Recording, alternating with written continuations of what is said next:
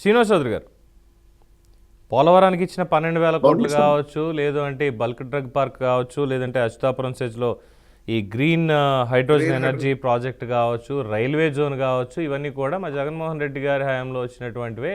వాటికే ఇప్పుడు శంకుస్థాపనలు చేస్తున్నారు. పూర్తి చేయండి అన్నటువంటి మాట ఆయన కోరుతున్నారు. పూర్తి చేయడం కోరుకుంటున్నారు, తప్పులేదు, నిజంగానే దాన్ని స్వాగతించాలి. అయితే ఎప్పుడు వచ్చాయి ఏంటి అనే దానికి అసలు అది తెలుగుదేశం ప్రభుత్వానికి సంబంధం లేదు, వైసీపీకి సంబంధం లేదు, రాష్ట్ర విభజనకి వీటికి సంబంధం ఉందని నేను అంటా. మీ ఇద్దరు క్రెడిట్ లేదు దీంట్లో.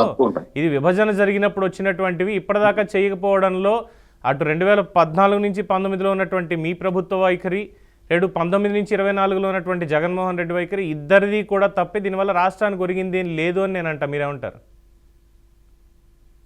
తప్పకుండా పవన్ కృష్ణ గారు, మొదట మీకు, మన బీఆర్కే న్యూస్ వీక్షకులకి, అనలిస్టు మన రామ్మోహన్ గారికి, వైఎస్ఆర్సీపీ నేత రమేష్ గారికి, బీజేపీ నేత నెల్సల్ గారికి శుభోదయం. రాష్ట్రంలో ప్రభుత్వం మారిన తర్వాత, ఎన్డీఏ కూటమి వచ్చిన తర్వాత గడిచిన 6 నెలల్లో మాకున్న సమాచారం ప్రకారం 4 లక్షల కోట్ల రూపాయలు పెట్టుబడులు వచ్చాయి. గత ప్రభుత్వం చేసిన విధ్వంస రాజకీయాల గురించి మాట్లాడుకునే కన్నా మేమేం సాధించాలి, ఏం ప్రజలకు చేయాలి, ప్రజలకు ఏం హామీలు ఇచ్చామో ఏమి నిలబెట్టుకోవాలి. వేరన్నట్టు విభజన హామీలు కావచ్చు, పేరేదైనా కావచ్చు, కానీ రాష్ట్రం గత 10 ఏళ్ళుగా నష్టపోయాం, 30 ఏళ్ళు నిప్పిపోయాం. సో ప్రభుత్వం వచ్చిన తర్వాత మాకు అభివృద్ధి, సంక్షేమం రెండు కళ్ళుగా ముందుకెళ్తాం. అందుకే ఈరోజు రాష్ట్రంలో 9 ప్రాజెక్టులు వచ్చాయి, భారీ ప్రాజెక్టులు వచ్చాయి. అంటే ఇంచుమించు రాయపట్నం దగ్గర బీపీసీ రిఫార్మర్స్ పంప్స్ కానీ, దాని ద్వారా దాదాపు 96,000 కోట్ల పెట్టుబడి.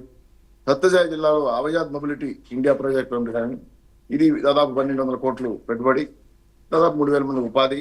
క్లీన్ ఎనర్జీ 73,000 కోట్ల పెట్టుబడి, 5 కంపెనీలు, 2 లక్షల మంది ఉపాధి అవకాశం. కాకినాడ ఏఎం గ్రీన్ అమ్మనియా తయారీ, దీనివల్ల 12,000 కోట్ల రూపాయలు, 40 ఎకరాల్లో ఇంచుమించు 3,000 మందికి ఉపాధి. అలాగే కర్నూలు జిల్లాలో టాటా పవర్స్ అనేక అంశాలపైన 18,000 కోట్ల రూపాయలు రావటం, దానివల్ల ఒక 1,400 మందికి ఉపాధి.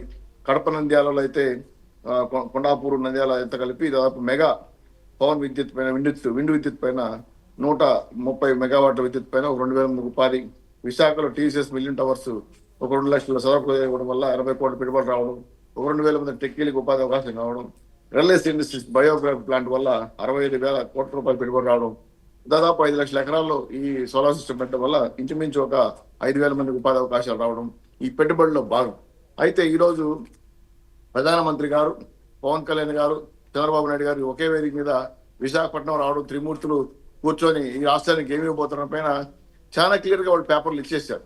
ఈరోజు విశాఖపట్నం ఉక్కు ఫ్యాక్టరీ కావచ్చు, అలాగే మీరు అన్నట్టు వైజాగ్ జోన్ ఏమన్నారు జగన్మోహన్ రెడ్డి, గుర్తుంది మళ్ళీ ఒకసారి చెప్తున్నా, 25 మంది ఎంపీలు ఇవ్వండి, ప్రత్యేక వారు ఎందుకు రాదో నేను చూస్తా, మద్యపానాన్ని పూర్తిగా నిషేధించేస్తా, జనవరి 1 తారీఖు జాబ్ క్యాలెండర్ ఇచ్చేస్తా. ఇలాంటి హామీలని మనం మర్చిపోతే ఎట్లా? మీరు 5 ఏళ్ళు ఇచ్చినా ఈకపోయినా మీరేం చేయలే, కనీసం రాష్ట్రానికి రావాల్సిన రూపాయి కూడా పట్టించుకోవాలా.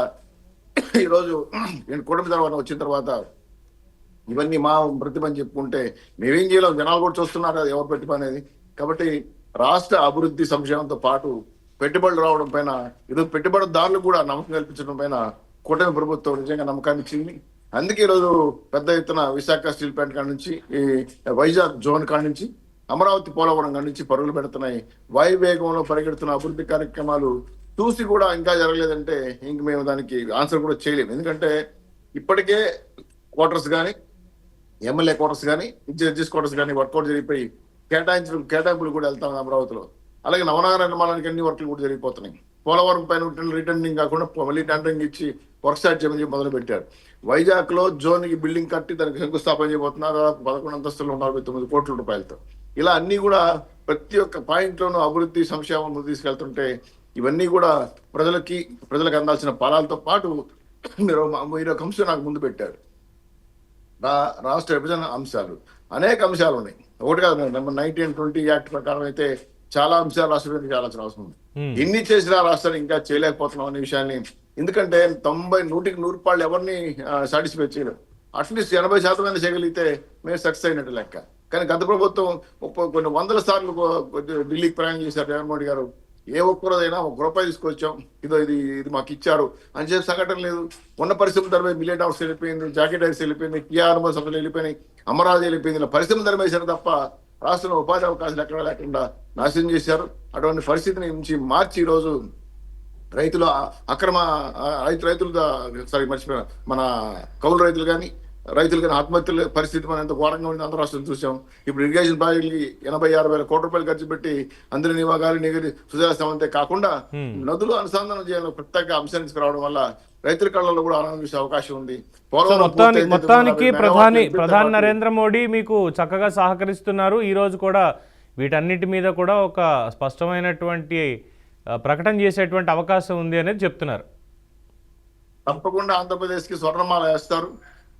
వికసిత ఆంధ్రప్రదేశ్కి వికసిత భారతదేశ్ కట్టుబడి ఉంది. మా ఎన్డీఏ కూటమి ముగ్గురు నాయకులు పటిష్టంగా ముందుకెళ్తున్నారు. మాకు మా రాష్ట్ర అభివృద్ధి ఎంత ముఖ్యమో దేశ అభివృద్ధి అంత ముఖ్యం.